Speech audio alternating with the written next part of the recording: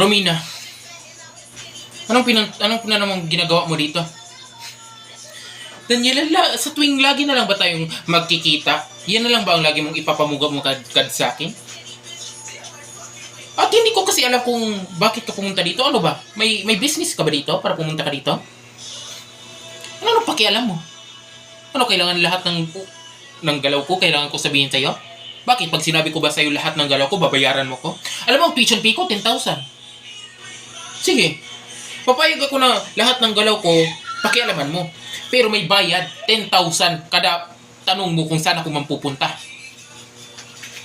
Alam mo, Romina, napaka-sarcastic mo eh. Huwag mo akong binabastos, kinakausap kita ng maayos. Baka nakakalimutan mo. I am the CEO of this company.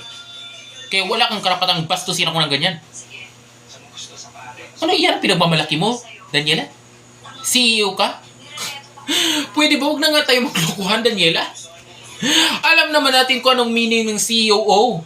Child of Owner. Nandyan ka dahil na anak ka, hindi dahil may napatunayan ka. Diba? Lakas din talaga ng loob mong bastusin ako, no? Dito pa sa teritoryo ko, dito pa sa kumpanya ko. Kumpanya mo? Ha? Ha? Kumpanya mo? Hindi ka ba nahihiya? Na ipangalandakan sa harap ng maraming tao dito na nakuha mo tong kumpanyang to. Akin tong kumpanya. Kumpanya ko to. Inaangkin mo, Daniela. Ang hilig mo talagang umangkin ng pagmamay-ari na ng iba. Wow! Coming from you pa talaga, Romina. Eh, sino kaya sa atin ang kumabit sa daddy ko at hinarot-harot ang daddy ko at inangkin-angkin ang daddy ko at pinakasalan ang daddy ko para lang makaahon sa hirap? Ah! Best Hypocrite of the Year, Romina Mondragon. Or should I say, Romina Bartolome. Hindi ka naman magiging Mondragon eh. Forever ka sana magiging Bartolome kung hindi mo nilandi ang daddy ko. Kapal na mukha mong sampalin ako. Bakit papalag ka? Wala kang karapatang bastusin ang pagkababae ko. Anong tingin mo, Daniela? Hinarot-harot ang daddy mo? Hinututan ko siya ng pera? For your information, Daniela, mahal ko ang daddy mo ng buong puso. Cut the craft, Romina.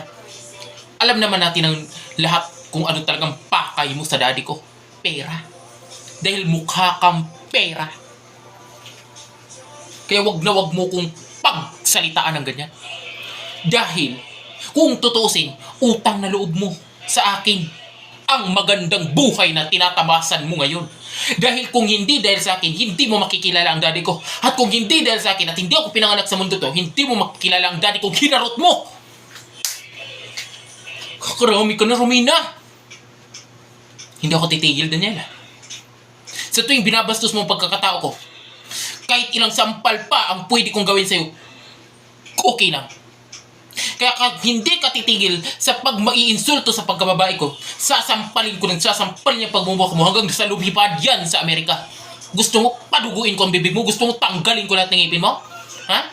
Gusto mo magmumug sa sarili mong dugo? Huwag mo kong iniinsulto. Hindi mo alam kung anong pinagdaanan ko. Hindi mo alam kung anong hirap ang pinagdaanan ko. Kaya wala kang karapatang insultuin ako ng ganyan. Dahil wala kang alam sa pinanggalingan ko. So don't judge me. Because don't judge the book by its cover. Wow! Ano to? Elementary ka? May nalalaman ka pang ganyan-ganyan? Ha? May nalalaman ka pang ganyan-ganyan? Ano tayo? Mga elementary? High school ba tayo? Pwede ba, Romina? Tigilan mo na ako. Umalis ka na. Oo, aalis talaga ako. Dahil wala akong balak magtagal dito. Sa katulad mo.